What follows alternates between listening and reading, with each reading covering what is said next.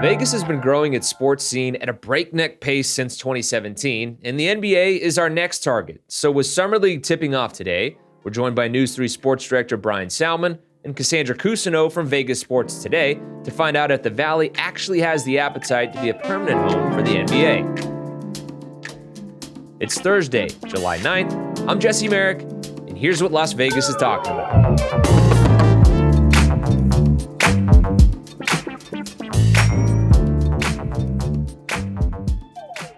All right, I'm fired up for today's show. We got two of my homies from my past life, my sports life, from working over at News 3 joining us today, Cassandra Cousineau and Brian Salmon. How you guys doing today? Great. Doing fantastic, Jesse. Yeah, fantastic, man. I'm glad you're having us on, man. Heck yeah, this is going to be a fun one. And, you know, it's an interesting time in Vegas. You guys know it. The sports scene has been growing at a crazy pace. And recently, the NBA's Board of Governors approved a vote back in March to explore bids for NBA's expansion here in Las Vegas and also in Seattle. So the question right off the rip is Vegas ready for the NBA? Can we support it? Because we've grown at such a crazy scale. Can we add one more team in here with the NBA? Listen, I think Vegas is more NBA ready now than it was 5 or 10 years ago. I mean, in 2015, I think Clark County had just like barely over 2.1 something million people. Right now, we're at 2.4 million people. So that's 260,000 more residents. So on top of that, Vegas has about 38 point something million visitors in 2025, another 6 million convention attendees. So the population is here, whether it's local or whether it's going to be visitors. But for the most part, NBA cities cannot replicate what Las Vegas is doing. And so does it need to behave like Sacramento or Oklahoma City? No. I think we can behave like Vegas and still support an NBA city. I second that notion. No, I think absolutely Las Vegas can support a team. I think Las Vegas is ready for a team. I think that the fan support will be here, as Cassandra just said so eloquently. I mean, there's enough people that'll be able to go to games. And, you know, that's not necessarily even taking into account all the tourism and everything else. So I think, yeah, Las Vegas is ready for an NBA team. It's indoors. They might as well do it soon enough while they can get like a big name like LeBron or Steph Curry in the building. Yeah, we'll see once they do come who they can attract. Obviously, if they bring some star power, that'll be big time for them. I'm just curious because, look, I mean, obviously, everybody thought that the NHL would fail here in Vegas. Nobody thought it would work. Obviously, it took off and then some. But many people skeptical about the A's and how MLB will work here in Las Vegas. That's a lot of games. Obviously, baseball is a bit of a different breed. But what makes the NBA different than maybe MLB in terms of, like, you know, people wanting to actually have it in their city and go to games and things like that? You know, I was thinking about this. Recently, I was talking to someone that the baseball season is an 81 home game grind, right?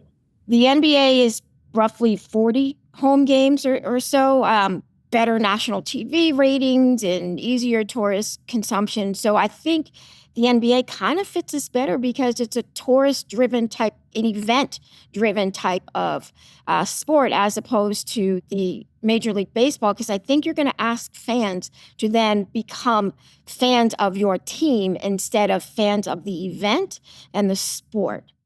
Yeah, I think that Las Vegas is somewhat of a basketball town in a sense. I mean, all you really have to look at is the NBA Summer League. You also look at Team USA that comes and they play here. I mean, they do their camps here every year. We would have the Lakers that play preseason games here every year. They have AAU basketball tournaments, like the massive AAU basketball tournaments here in Las Vegas. So, I mean, I think that Las Vegas is, to me, a basketball town. It's indoors.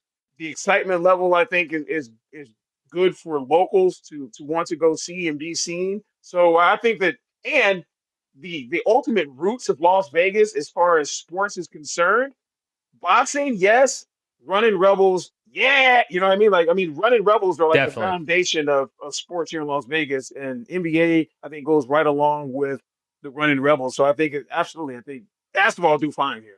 I think that with your point about the running rebels and everything, like, people are starved for good basketball here in the Valley, you know, at least on the men's side. We've seen it from the Aces and everything, and they have gone ballistic, and the fans there have shown out in droves over the years and everything like that. But they have a lot of star power. So again, it's going to be interesting to see, like, if you can build a good team, a winner here in Vegas.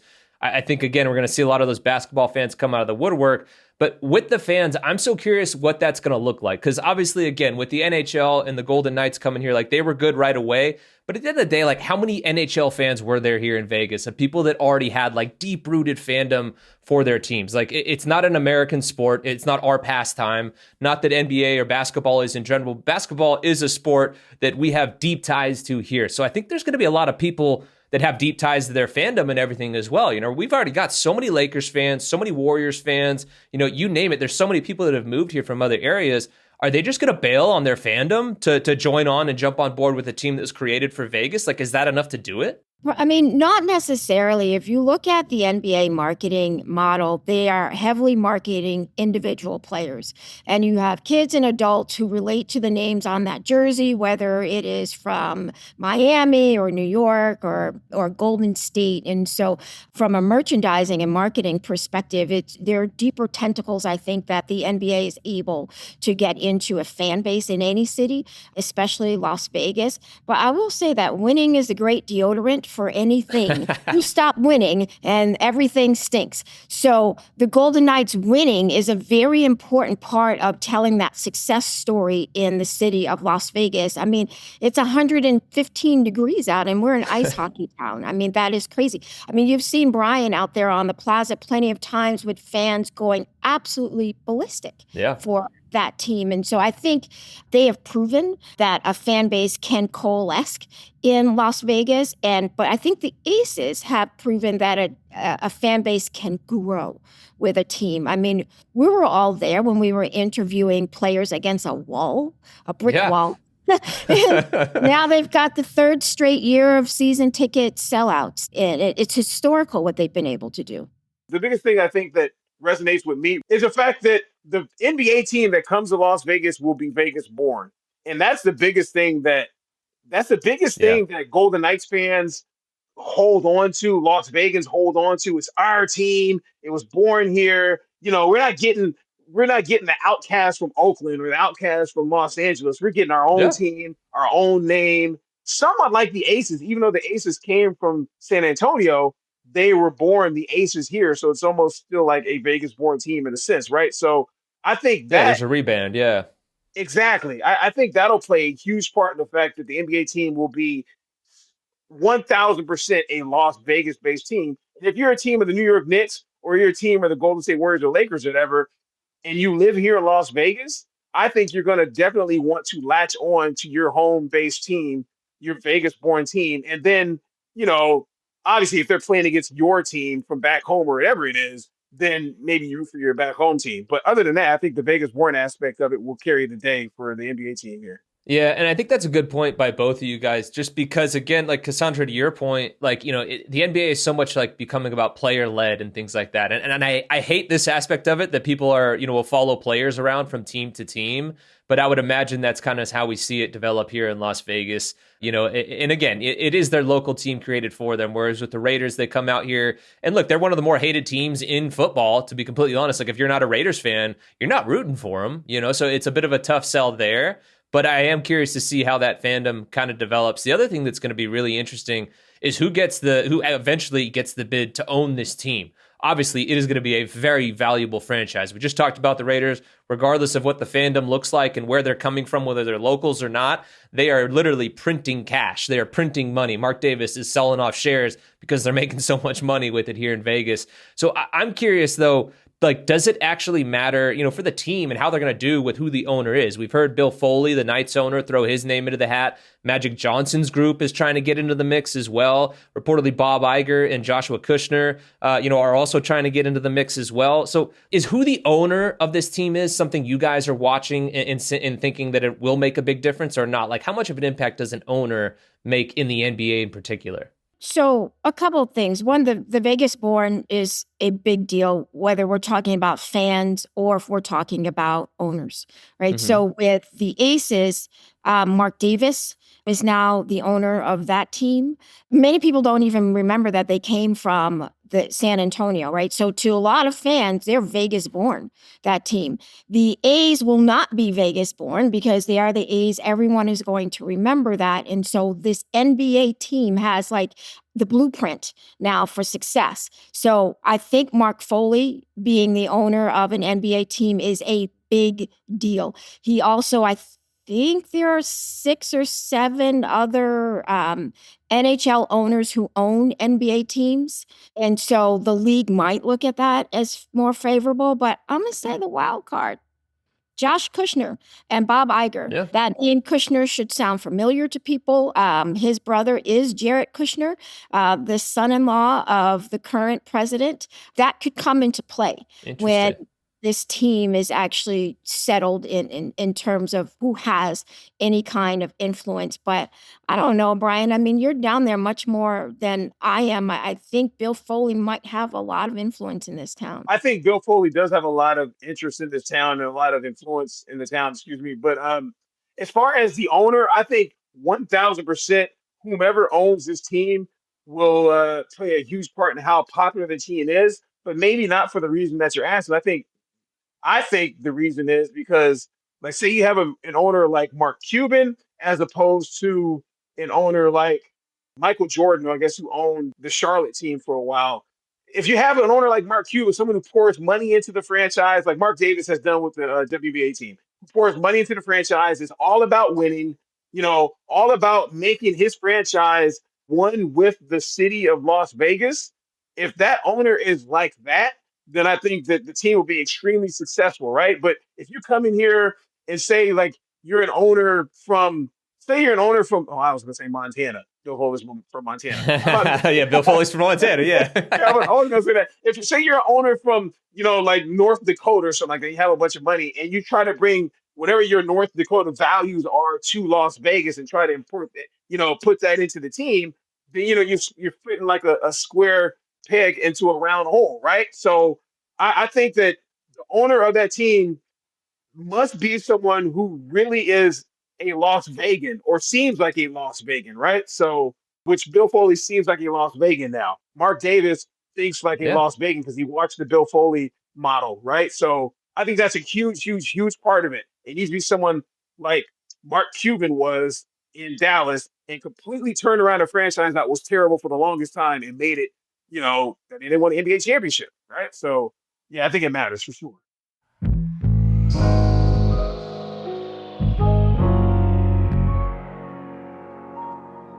Well, I got a question for you, Brian, because a couple years ago, I remember, I think it was when the NBA Cup was here. I know that you talked to LeBron James in one of the press conferences, and you asked him about the NBA coming to Vegas. And what did he tell you? He said he wanted to be a part of the ownership group, right? Yeah. What about LeBron James? I mean, do you guys think he would be a good fit? Obviously, he is still playing now. The news he's leaving the Lakers. Where's he going to go? Who knows? But in terms of LeBron as an owner, if and when the time comes here in Las Vegas, do you think that would work? Would fans get behind that? Yeah, if he's like the face of the organization, kind of like, they've been pushing Tom Brady as being like the big face of the Raiders, so to speak. You know what I mean? Like, I think someone like LeBron James or Magic Johnson would be huge. First, it's the whole culture of the NBA. You know what I mean? Like, so to have someone who has name recognition in the NBA and worldwide, right? Like, there'd be fans that'll go to a Las Vegas NBA team just to see LeBron James sitting courtside. You know what I mean? Yeah. Or just to see Magic Johnson sitting courtside, right? They're not going to go just to see Kushner sitting courtside. We've been at Aces games when Brady walks in, and you can hear it, because he also is in the mix with them too, right? And so, like, that's the other thing where, like, when he walks in the building, you hear the murmurs and stuff. So I could see that as well. Like you're talking, like that there's that atmosphere, that air around it of what the Lakers, were back in the day as well. Almost like, again, the Running Rebels with Gucci Row. Is that something you think a LeBron James could help bring here to Vegas, Cassandra? Like, do you think that's kind of what we could see? Well, the NBA the NFL have been kings of marketing, right? So all of that is going to factor in. But I will also say a big factor is the money. The Yeah, elephant in the room is the Benjamins, actually. So the A's have asked and secured from the state of Nevada $380 million in a lot of public cash. for, I think it is a $1.5 billion stadium. Right now it's $1.5 billion. It's going to Yeah. end up being more when it's said and done. But a Foley led group is not asking for public funding. They got their own money. hmm But all of these other groups will require some sort of public support to be built. So whereas Magic actually lends basketball legitimacy, and I think sports and entertainment legitimacy along with LeBron, Bill Foley has kind of the inroad when it comes to actually the arena's already there and he doesn't require any public funding. And so it could be done faster. Yeah. No, I think that's a really good point to bring up because, again, those deep pockets, he can throw that cash around in a way that others won't, or they have the money but aren't willing to. And speaking of the arena, that's what I wonder, too. Like, does it matter where the location of this arena is? Because to me, I've been saying for the longest time that T-Mobile Arena seems like a no-brainer. It's right there on the Strip. We've seen it work for the Knights, all those different things. But we see stuff, like the Diamond Arena south of the Strip, kind of across from Mandalay Bay coming to the mix, and the crazy complex that they say they want to build there. There's one even further south down by the South Point that's talking about like an MLS stadium and then also a basketball arena. We've seen up kind of towards Sahara, in that group constantly getting funding and losing funding over the years and everything like that. What was that? The AllNet Arena, I think it was. So what do you guys think? Like if it comes here, like where's this thing got to be? I mean, that has to factor into it as well, I think, right? What's capacity at T-Mobile right now for basketball? I think it's 18,000. They can get at least they can get over 20. They can get over 20 for hockey. For basketball, right? Basketball, yeah, for basketball, it's over 20. So I think that's right around the basketball number, like around the league. Diamond is proposing almost 22,000. So that would be like on the larger side. But I think like that 18 to 19.5 mark is actually what is average around the NBA. And so the T-Mobile makes sense. It already has parking. There's an alternate way in. We're talking about traffic because during the season, you're going to look at the NFL happening. Baseball could collide with that. You have the WNBA that could collide with it. And then Bruno Mars and Jay-Z could be someplace. Yeah. Now or Miranda Lambert, who knows? Yeah, no, I think that timing wise, I think they can always use T-Mobile for whatever because T-Mobile's owned by NGM, right? So I mean, they have to work out some kind of deal with NGM to use T-Mobile, even if it's some other group, like it's a LeBron James group. They work out something with T-Mobile while they get something built if they ended up wanting to get something built. But I think that why not use T-Mobile if you have the opportunity to do it? But I think the big thing is if it's an owner other than Bill Foley or someone who maybe might not want to use T-Mobile, then that would be good for them, I guess, because then T-Mobile doesn't want competition. You know what I mean? Because like if they end up building the arena somewhere else, that means there's another venue for big concerts to go to, right? There's another venue for other events in Las Vegas to go to. So I think that kind of all depends on whomever owns the team and whether or not they want to build their own arena so they can make more money off of the arena other than just for the basketball team. Similar to what James Dolan has in New York. I mean, he owns MSG, and MSG makes a boatload of money, but not just because of New York Knicks, because of all the kind of stuff that goes in there, right? So I think that's going to be a huge thing that they debate over. But me personally, I think that wherever it's at is going to be successful, whether it's at T-Mobile or somewhere else. But I think for time-wise, it's going to always be at T-Mobile first, probably, and then, if they end up building a new arena, then maybe moves. Yeah, I agree. One way, shape, or form, they'll be playing ball there at T-Mobile Arena, whether that's in the interim or long term. But it's going to be fascinating to watch not only the battle for ownership, but again the battle for like where that arena is going to go. And I can't wait for it. We've been talking about it for years that the NBA is coming to Vegas. I can't wait to see how it's executed. And I'm so stoked that we could bring you guys onto the show to help us kind of talk about what that path forward looks for them, and also to how it can work here in Vegas. So shout out to you guys. We appreciate you jumping on the show. How about a name? I know you're trying to get out of here, but look, how about a name? We talked about this before. If Foley is the owner, it cannot be Knights related. It cannot be. None of the corny names or any of that stuff anymore. It has to be something unique and new that Vegas can really rally behind and love. Like silver, gold, so where do we go? Platinum? Yeah, like, please no. Who knows what they'll do with it, but hopefully it's a good name. We need it here in Vegas. It has to fit. The Aces got on board with that one real quick. Obviously, that is a killer name, so hopefully they can find one that rivals it that isn't like super corny Vegas related, but that just fits. And you don't want one of those expansion team names that you're like, what? Like, you could tell that they're an expansion team. Like, it's got to be right. Flash or something. Gia Monsters, I think they've been thrown around. Cut it out. If it's Foley, who knows? We'll wait and see. But hopefully, whatever group they bring in to consult on that knows what the hell they're doing, and it's something good. Because we want some good merch and a cool name here in Vegas. That's part of the brand here in Vegas. So we'll see how it goes. But again, guys, thank you so much for the time. This was a fun conversation. It was cool to see my two worlds collide.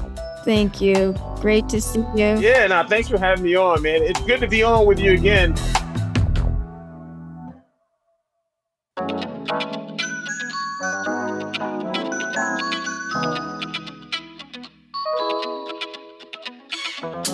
That's all for today here on CityCast Las Vegas. If you enjoyed the show, why not tell a friend? Rate the show, leave us a review, and subscribe to our free morning newsletter as well. And don't forget, you can support this show and get great perks by becoming a CityCast Las Vegas neighbor at membership.citycast.fm/Las Vegas. We'll be back tomorrow morning with more news from around the city. Until then, take care.